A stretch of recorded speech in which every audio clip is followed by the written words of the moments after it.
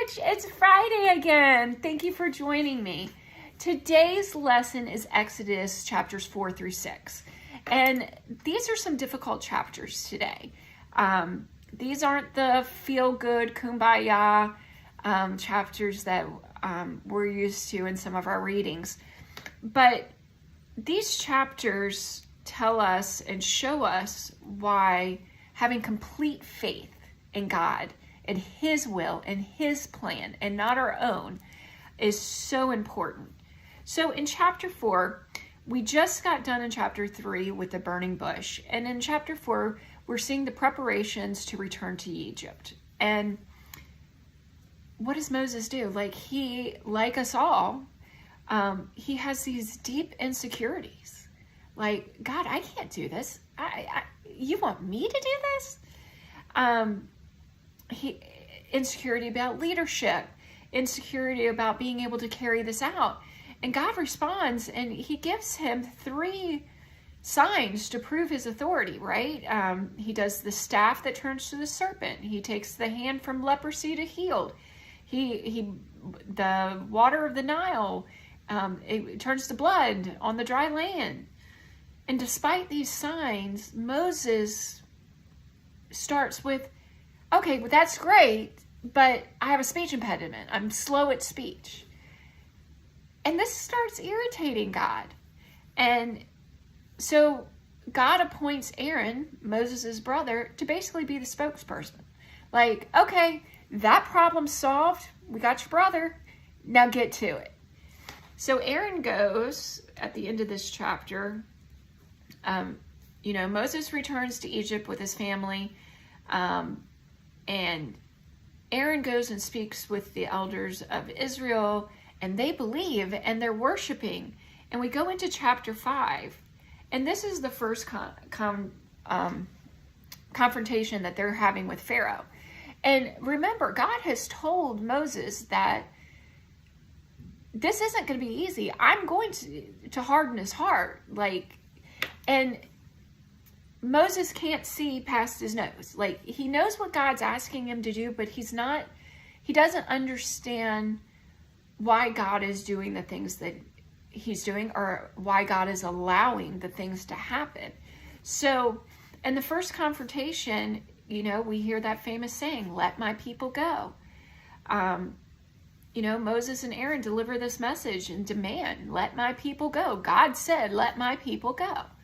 And Pharaoh responds defiantly and famously asking, what did he ask? Who is the Lord that I should obey His voice? I am Pharaoh. Who do I have to listen to? And instead of releasing the Israelites, Pharaoh increases their workload. And what does he do? He takes away the hay to make the bricks. So, they're in and they're doing this construction with bricks and building these buildings. And it was hard labor. They were beat. It was inhumane, to say the least. And he stops providing the straw for the bricks.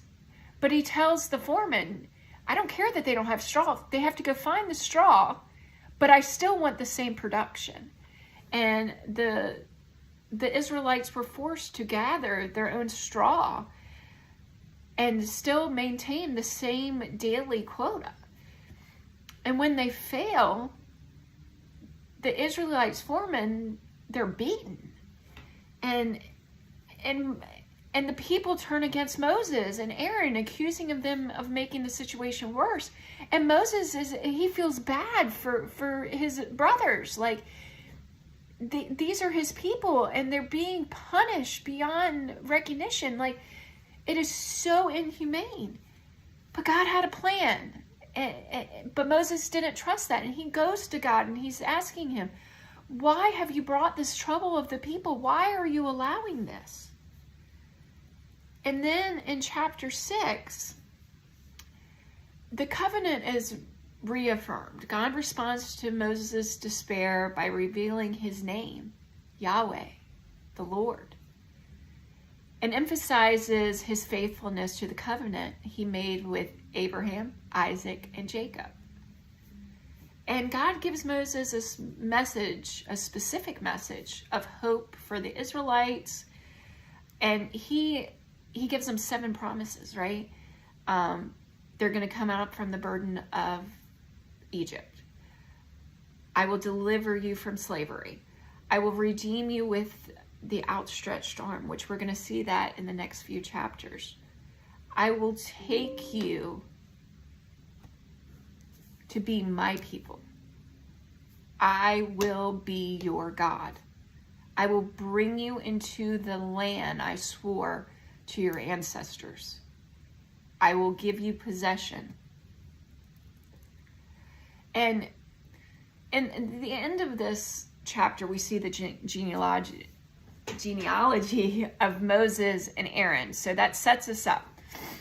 So in reading this, there's these 3 chapters, there's no ending to it, right? Yet Moses still can't see what God's plan is. But God's promising him, I'm going to fulfill my part of this. And so I want you to think about this today. We all go through these trials and tribulations. There are situations in life where, like Moses, we don't see the end of that tunnel. We don't see the end of the rainbow. But God is always working, and that's where we have our faith. Even when we can't see it, even when it is hard, he is still working. And we have to have faith, and we just have to keep praying. And he will not forsake us as Moses. And we are going to see very shortly God's promise lived out. But in these chapters, Moses still has his insecurities and he's still doubtful. But he knows that he needs to have faith in God. And he knows that God is going to fulfill these promises. He's just anxious about getting there. He's very insecure. So I hope this helped you this week. I hope if there is a situation in your life that you know and you keep a hold of, God has the plan. He is always working, and we just have to have the faith that he is doing that in our lives, because he is, and we have to stay faithful servants to him. All right, Beach Church, I hope to see you this weekend. I know that there is going to be rough weather this weekend, so please be very vigilant of that. And I will see you next week.